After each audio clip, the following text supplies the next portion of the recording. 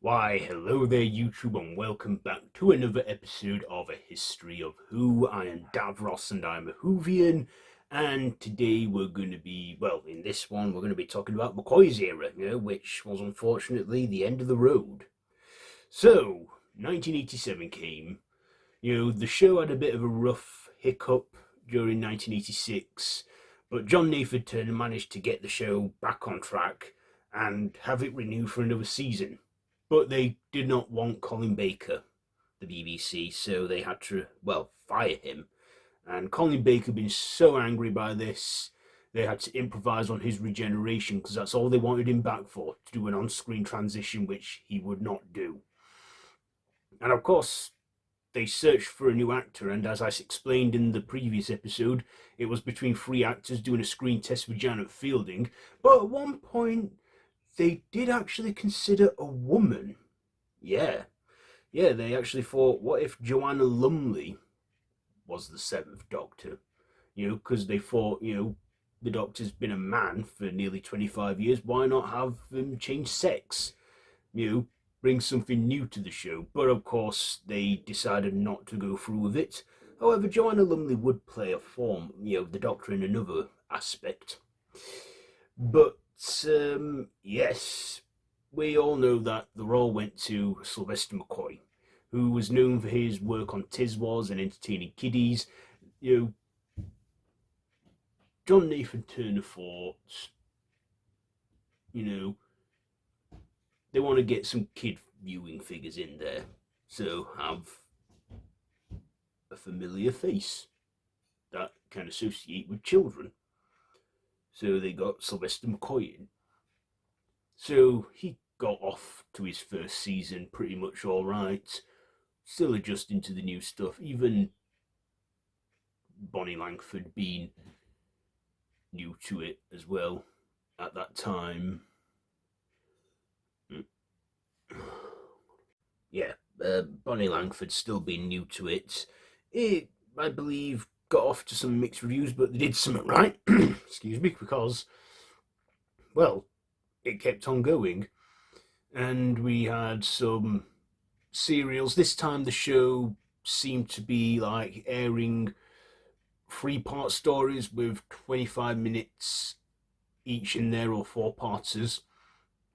And then we got, 1988, where Bonnie Langford stepped down as Mel, and we got a new companion, Ace, played by Sophie Aldred, who would be the last companion of this classic era, and, would be a good while before we get closure on what happened between them and the Doctor in the classic eras. Anyway, yes, 1988 came along, and the show also hit its 25th year. And to celebrate 25 years, they didn't do a special or a multi-Doctor story, but they did do huge nods and references to where it all started, like the serial Remembrance of the Daleks, where the Doctor goes back to 1963, taking place one day after the events of An Unearthly Child, heavily referencing that, including the Kennedy assassination, and we got the Daleks in there too, with Davros making his final appearance in the classic era. It was also in this serial that the Daleks mastered the stairs. Yeah. In Remembrance of the Daleks, part 1 at the end in the cliffhanger, a Dalek hovered up a small case of stairs. Not a big case of them, but just a small bit of stairs. And of course, that would be a foreshadowing of what would to come in the revival era, over nearly 16 years later. And we even had the Cybermen, return in the Silver Nemesis, where they were all polished up. And we had, other adventures with Ghostlight and stuff, and the Curse of Fenric, which was a good serial. But then came 1989 with its final season, season 26, where we got some serials here and there, like I said, the Curse of Fenric.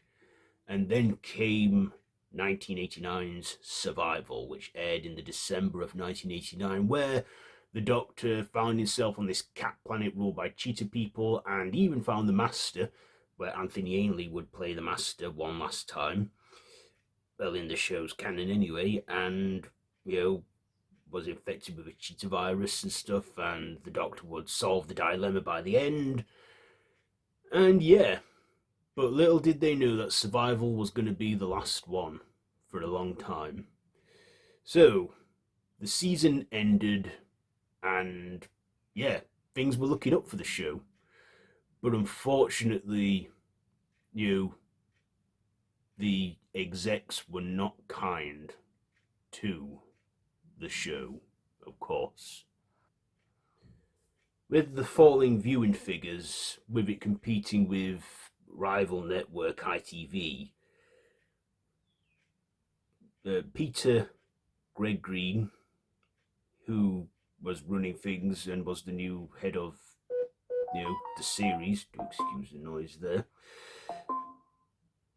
he, you know, unleashed the axe of doom on the show and cancelled it after 26 seasons and 26 years.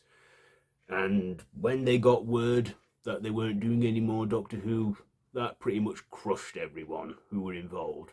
Sylvester McCoy wanted to do at least one more final season and then leave there, along with Sophie Aldred also leaving the show. So plans for that season just never happened, and the show didn't make it into the 90s, unfortunately, because Peter Gregory, he didn't like the show, and once he got the saying how things go with it, he cancelled it. But of course, this was just a temporary thing. It would, people now look at this as the temporary, hiatus, the long hiatus it had. So, 1990, no Doctor Who.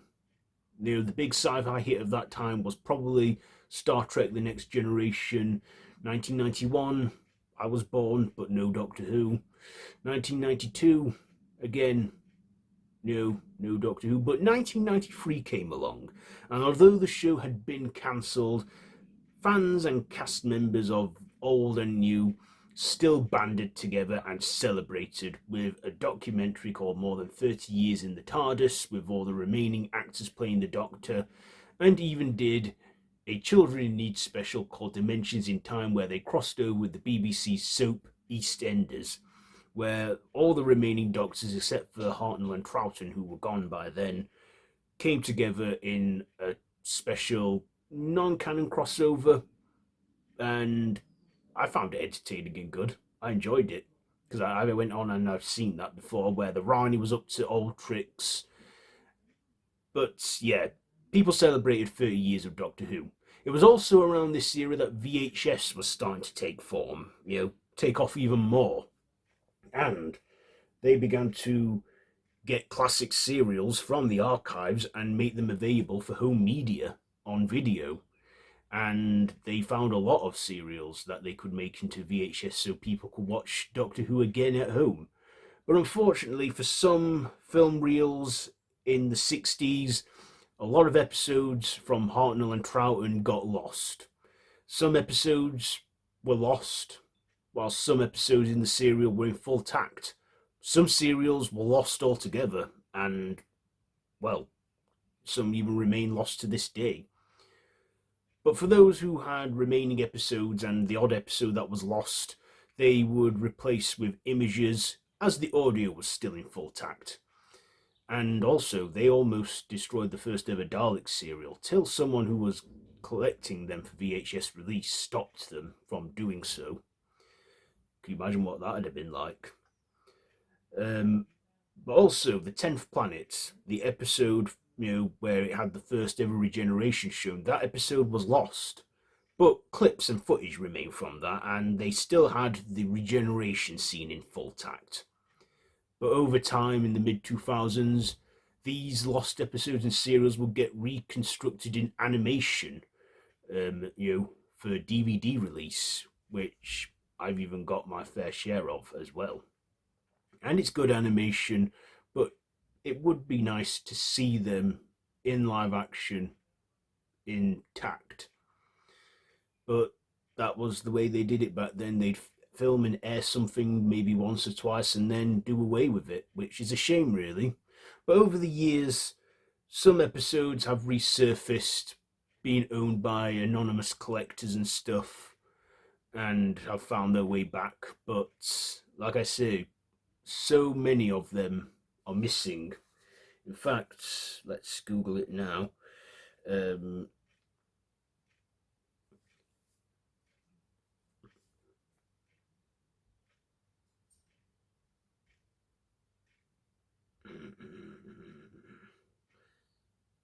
how many Doctor Who? Hang on.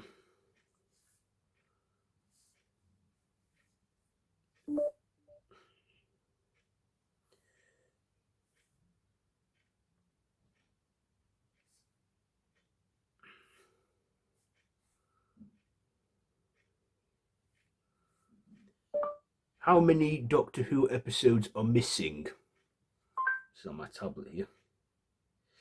About 79 episodes are missing and 21 serials, unfortunately. But it does say in the October of 2023 there are 97 that have been unaccounted for episodes and that.